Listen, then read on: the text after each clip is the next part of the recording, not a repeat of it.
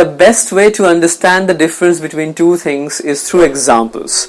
It will not take a lot of time, just make sure you stay tuned for the entire length of the video. Let's have a look at the first example. She's away on holiday. She has gone to France. What does it mean? It means she's there now, or perhaps on her way there. Let's have a look at the second example. She's back home from holiday now. She has been to France. What does this mean? It means she has now come back from France. So you see, it's pretty easy to understand. Now I have an exercise for you. Please do it in the comments section. I will try to respond to each and every comment. Until next time, this is RB signing off.